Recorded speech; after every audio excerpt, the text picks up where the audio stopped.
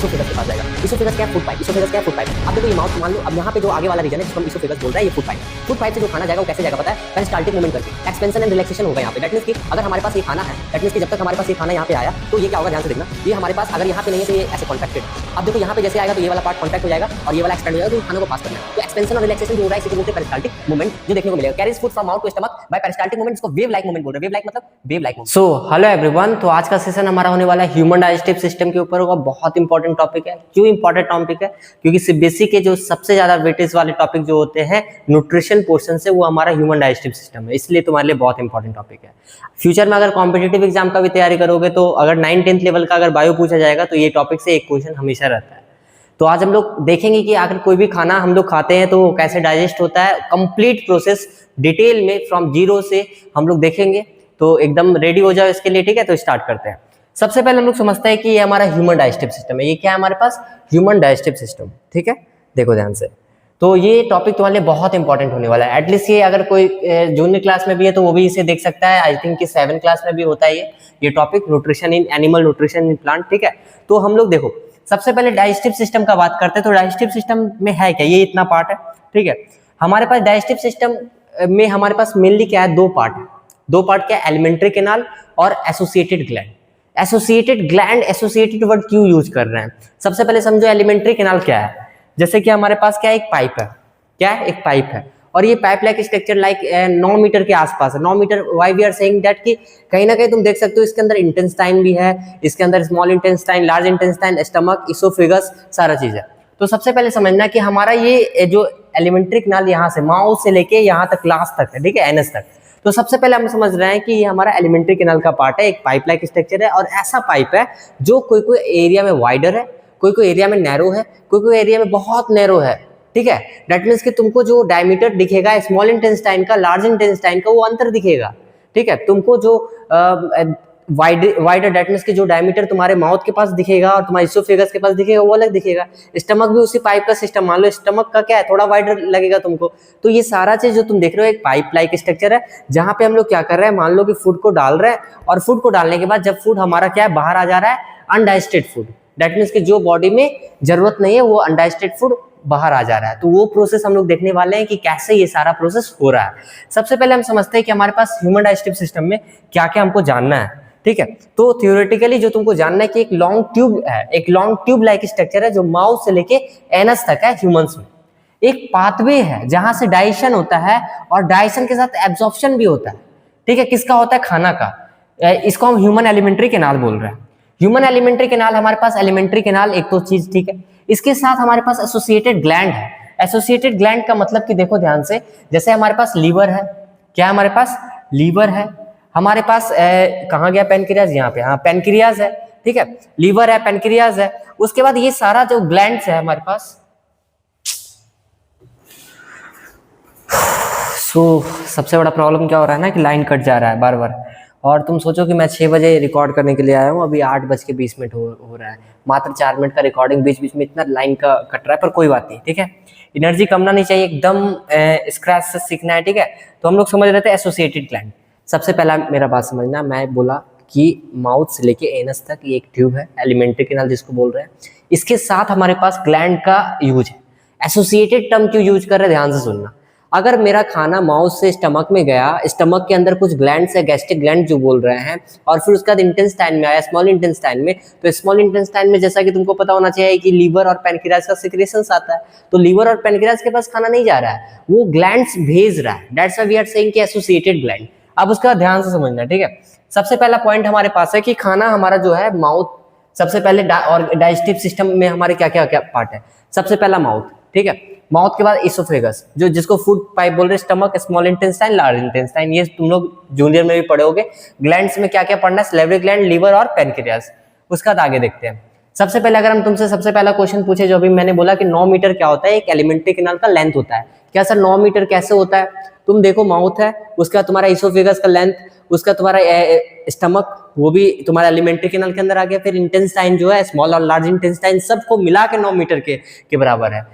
Duct of various gland into the alimentary canal, pour digestive juices into it। तो सबसे पहला point मैं बार बार बोल रहा हूँ कि डाइजेस्टिव ग्लैंड्स के पास तुम्हारा नहीं जा रहा है, तुम्हारा ग्लैंड्स के पास खाना नहीं जा रहा है कि मेरे को सिक्रेशन दे दो, नहीं, there should be ducts system, जिसके कारण से क्या आ रहा है, सिक्रेशन सारा आ रहा है। अब उसके बाद ध्यान से आगे देखना मेरे पास, ये क्या है, अब देखो steps of nutrition human beings का एक स्टेप्स वाइज में हम लोग समझते हैं क्या क्या स्टेप्स है। जैसे कि मैंने कुछ खाना खाया जिसको हम इंजेक्शन बोल रहे हैं, इंजेक्शन से क्या है, intake of food through mouth, mouth के थ्रू तुमने खाना खाया, माउथ में आते ही तुम क्या करोगे, ध्यान से सुनना, माउथ में आते ही तुम क्या करोगे, खाना के साथ ध्यान से सुनो मेरा बात, तुम क्या करोगे, हाँ सेलेक्ट, ठीक है, तुम क्या करोगे, देखो तुम्हारे माउथ में क्या क्या है, तुम्हारे माउथ में सबसे पहले स्लेवरी ग्लैंड्स है, ठीक है, 3 स्लेवरी ग्लैंड्स, याद रखना नाम नहीं, सब मैंडिबुलर, सब लिंगुअल और उसके बाद मैक्सिलरी, ठीक है। तो ये तुमको याद नहीं रखना, ये तुम्हारा क्या है, पूरे मुंह में 3 ग्लैंड्स होते हैं जिसको स्लेवरी ग्लैंड्स बोल रहे हैं, और वो अपना सिक्रेशंस क्या, सलाइवा सिक्रेट कर रहा है, प्रोड्यूस सलाइवा। और सेकंड चीज तुम्हारे मुंह में तित है, ये तित क्या कर रहा है, कट कर रहा है, जो तुम खाना खा रहे हो उसको च्यू कर रहा है, ग्राइंड कर रहा है, और जिसको हम लोग फिजिकल डाइजेशन बोल रहे हैं। टंग क्या कर रहा है, मिक्स कर रहा है फूड को सलाइवा के साथ, ठीक है। अब यहाँ पे समझना है कि जो हमारे पास स्लेवरी ग्लैंड है जो सलाइवा प्रोड्यूस करता है, सलाइवा क्या करता है, स्टार्च को माल्टोस में कन्वर्ट करता है, स्टार्च को माल्टोस, मतलब कि तुम्हारे किताब में 30% जो होता है स्टार्च का डाइजेशन, अगर तुम्हारे खाना में स्टार्च होगा ना, उसका डाइजेशन तुम्हारे माउथ में ही हो जाता है। इसीलिए हम लोग बोलते हैं कि जो डाइजेशन स्टार्ट होता है वो माउथ से स्टार्ट होता है। मेरा बात समझ में आया, डाइजेशन कहाँ से स्टार्ट होता है, माउथ से।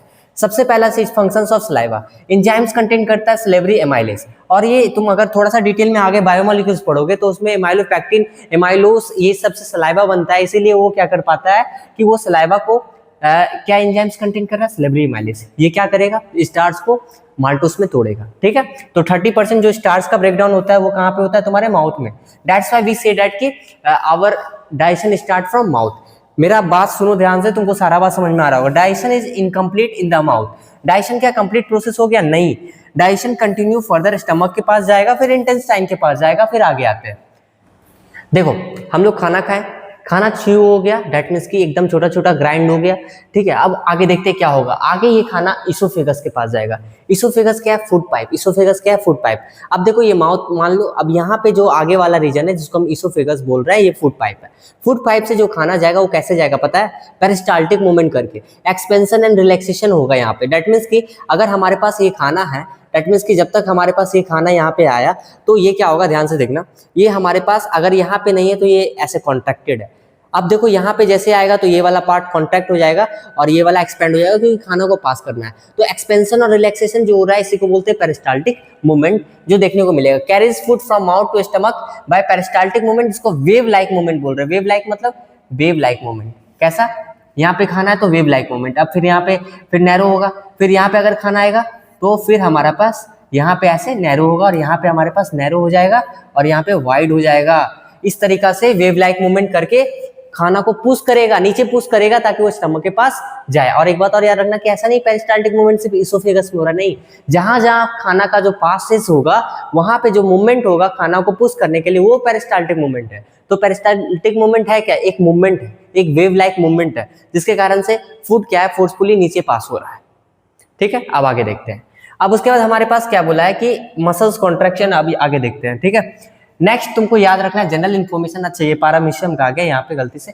न्यूट्रिशन इज कॉम्प्लेक्स, जो हम मल्टीसेलुलर के बारे में पढ़ रहे हैं, इसमें कॉम्बिनेशन ऑफ डाइजेस्टिव ऑर्गन है, बात तो सही है। सबसे पहले आप हम लोग देखते हैं यहाँ पे आई थिंक कि स्टमक कहाँ गया, हाँ पेरिस्टाल्टिक मूवमेंट। तो पेरिस्टाल्टिक मूवमेंट है क्या, एक कॉन्ट्रैक्शन है और एक एक्सपेंशन है फूड का, एलिमेंट्री कैनाल में पुश कर रहा है फूड को, digestive organ in the alimentary canal, जो अभी मैंने एक्सप्लेन किया। डाइजेस्टिव सिस्टम डायग्राम का लेवल तुम देख लो, अभी हमने तुमको दिखाया था, ये देखो तुम्हारे पास लेवलिंग है जो तुमको पता होना चाहिए, और ये कभी भी आ सकता है तुम्हारे एग्जाम में, ठीक है। अब यहाँ से हम लोग और आगे देखते हैं कि आखिर स्टमक में क्या हो रहा है, इंटेस्टाइन में क्या हो रहा है, ध्यान से देखना। हमारे पास एक site of complex digestive system, ठीक है। तो ये तो स्मॉल इंटेस्टाइन निकल गया, थोड़ा सा पीडीएफ सही तरीके से लगा नहीं, पर कोई बात नहीं, मैं सही तरीके से लगा के आपको बता रहा हूँ।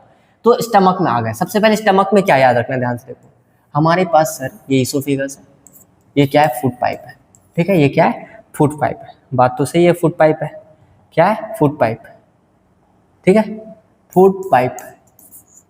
तो इतना मोटा क्यों चल रहा है भाई, फूड पाइप। अब उसके बाद मैं ये बोलना चाह रहा हूँ, ये फूड पाइप है, ठीक है, ये फूड पाइप हमारे पास है, ठीक है।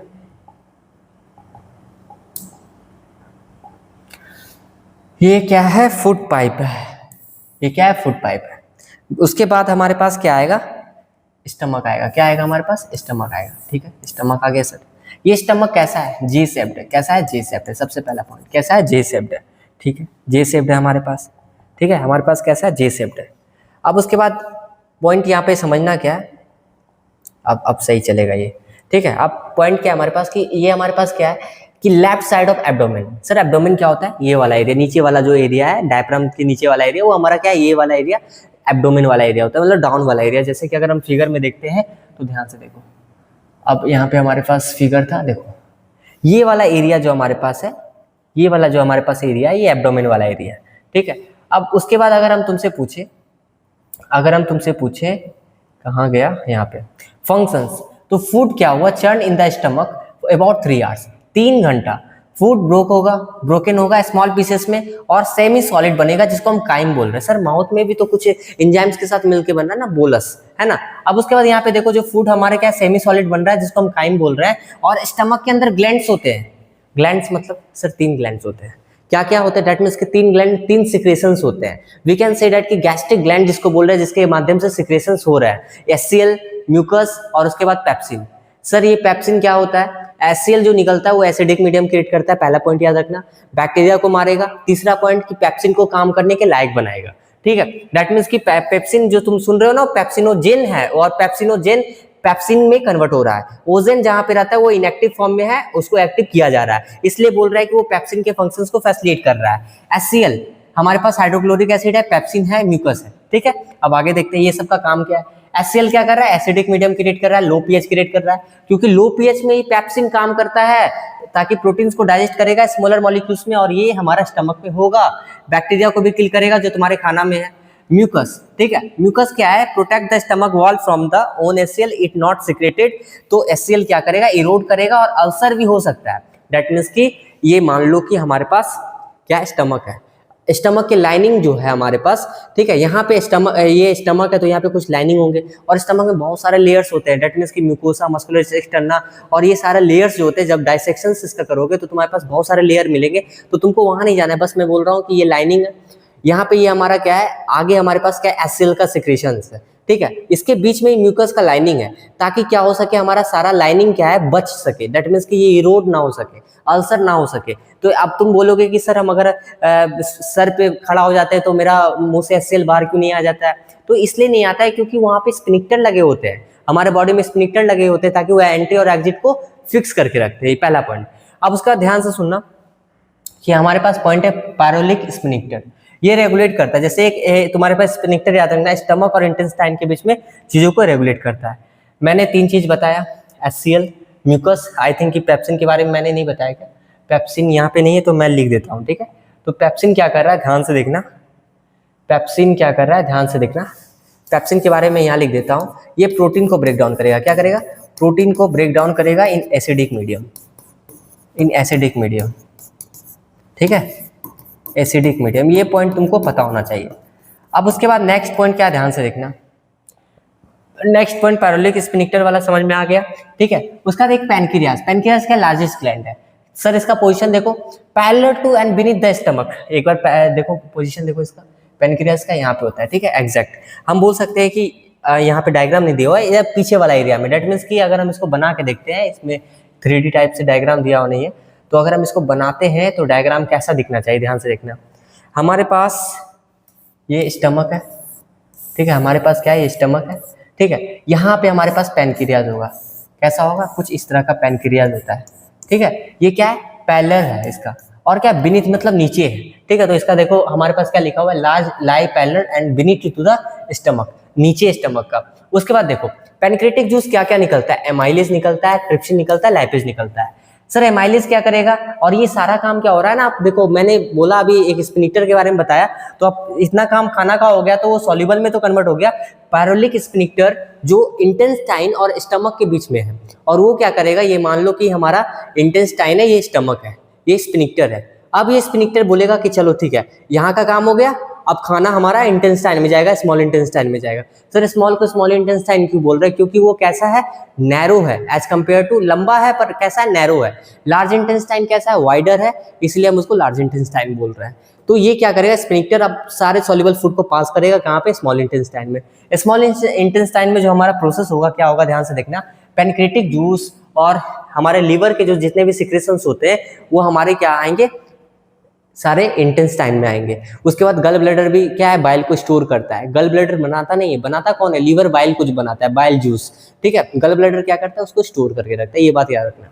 उसके बाद एमाइलेज क्या करेगा, स्टार्च को ब्रेक डाउन करेगा। ट्रिप्सिन क्या करेगा, प्रोटीन को तोड़ेगा, पर कौन सा मीडियम है सर, ये अल्कलाइन मीडियम में तोड़ेगा, क्योंकि तुम्हारा इंटेस्टाइन में कौन सा कैसा मीडियम है, अल्कलाइन मीडियम, ठीक है। लाइपेज ब्रेक डाउन करेगा emulsified fats. Sir emulsified fats क्या होता है, ध्यान से सुनना। लीवर बाइल जूस सिक्रेट करता है, लीवर क्या सिक्रेट करता है, बाइल जूस सिक्रेट करता है, और ये क्या करता है, इमल्सिफिकेशन का काम करता है, ठीक है। इमल्सिफिकेशन का काम करता है।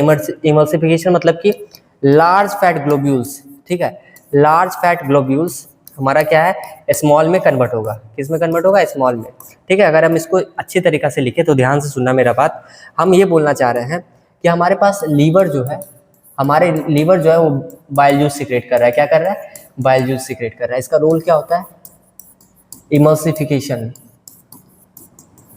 ऑफ फैट्स, ठीक है। इमल्सिफिकेशन ऑफ फैट्स का क्या मतलब होता है, इमल्सिफिकेशन ऑफ फैट्स का मतलब तुम्हारा जो फैट्स है वो लार्ज फैट ग्लोब्यूल्स के फॉर्म में, कैसा है, लार्ज फैट ग्लोब्यूल्स के फॉर्म में, उसको कन्वर्ट किस में करेगा, स्मॉल फैट ग्लोब्यूल्स में, ठीक है। उसको किस में कन्वर्ट करेगा, स्मॉल फैट ग्लोब्यूल्स में, ठीक है। जैसे कि हमारे पास ये मान लो फैट मॉलिक्यूल्स है, ठीक है, तो इसको कन्वर्ट कर देगा तो हम छोटा छोटा स्मॉल फैट मॉलिक्यूल्स में।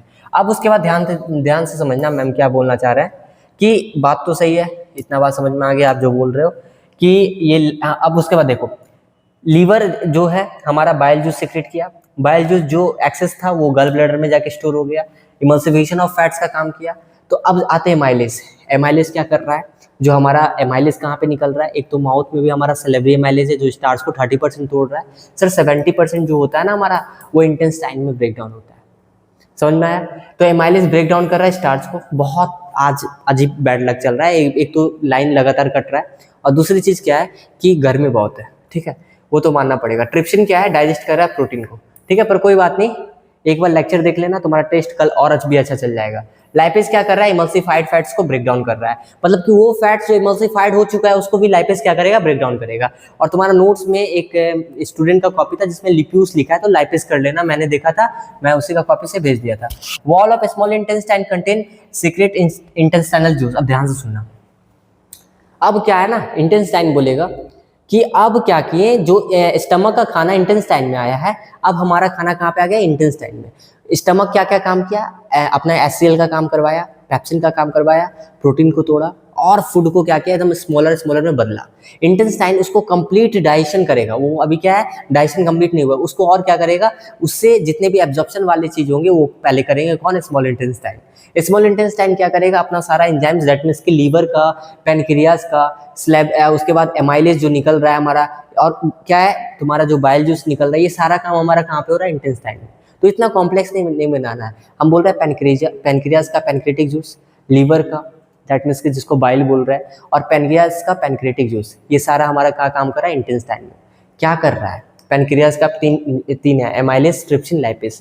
एमाइलेज क्या कर रहा है, हमारा स्टार्च को तोड़ रहा है। ट्रिप्सिन क्या कर रहा है, प्रोटीन को डाइजेस्ट कर रहा है पर अल्कलाइन मीडियम में। लाइपेज क्या कर रहा है, इमल्सिफाइड फैट्स के ऊपर काम कर रहा है। उसके बाद वॉल स्मॉल इंटेस्टाइन का है, वो इंटेस्टाइनल जूस को रखता है।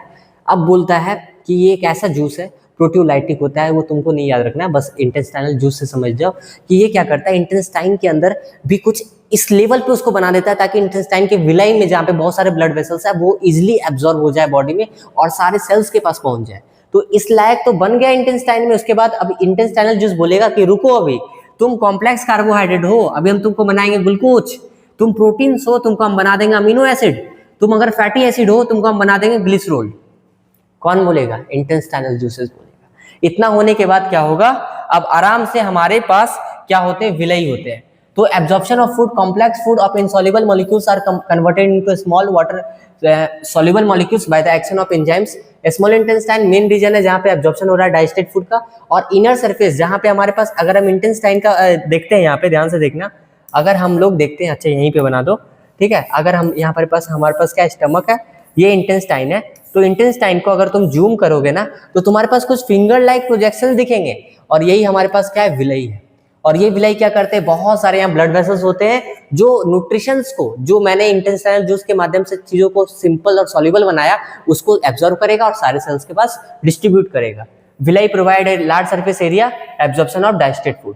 एसिमिलेशन मतलब क्या होता है, ध्यान से सुनना। एक तो हो गया हमारे पास एब्जॉर्प्शन, एब्जॉर्प्शन के बाद क्या होगा, एसिमिलेशन होगा। डेट मीन्स कि जो एब्जॉर्प्शन फूड हुआ है अब उससे एनर्जी फॉर्मेशन होगा। डेट मीन्स कि ब्लड कैरी करेगा डाइजेस्टेड डिसॉल्व फूड को सारे पार्ट्स के पास और हर एक सेल्स के पास, और एनर्जी रिलीज होगा कैसे, एसिमिलेटेड फूड से in the cell during respiration. ठीक है, क्योंकि रिस्पिरेशन जरूरी है, क्योंकि खाना अब हमारा क्या है, फूड अब ऑक्सीजन के कम मतलब कांटेक्ट में आएगा, और हमारा रिस्पिरेशन प्रोसेस तो वही है, ताकि वो क्या होगा, ऑक्सीडाइज होकर क्या एनर्जी बनाएगा, डेट मीन्स की एटीपी बनाएगा। अब उसके बाद हमारे पास है storage of digested food. Digested food not use immediately, store in the liver, और लीवर में भी कौन सा, एज ए ग्लाइकोजन और as a form of carbohydrate. तो प्लांट में किस फॉर्म में, स्टार्च के फॉर्म में, हमारे बॉडी में लीवर के सेल में ग्लाइकोजन के फॉर्म में। सर ये कब यूज होगा, जब जरूरत पड़ेगा, और this store energy is used when required. Next point हमारे पास है इजेशन ऑफ फूड। तो इजेशन ऑफ फूड क्या है, अनडाइजेस्टेड फूड पास कर रहा है स्मॉल इंटेस्टाइन से लार्ज इंटेस्टाइन में, और ये लार्ज इंटेस्टाइन अब क्या बोलेगा, रुको रुको, अभी भी काम नहीं बचा है, मतलब अभी काम बचा है। डेट मीन्स कि जितने भी वाटर मॉलिक्यूल्स है, जितने भी ऐसे मॉलिक्यूल्स जो इंपॉर्टेंट आयंस है, उसको हम एब्जॉर्ब कर लेंगे। ये क्या करेगा, सब वाटर को क्या करेगा, अनडाइजेस्टेड फूड से डाइजेस्ट कर लेगा, डेट मीन्स कि एब्जॉर्ब कर लेगा, और उसके बाद undigested food rectum through egestion defecation जिसको बोल रहा है, बाहर चला गया।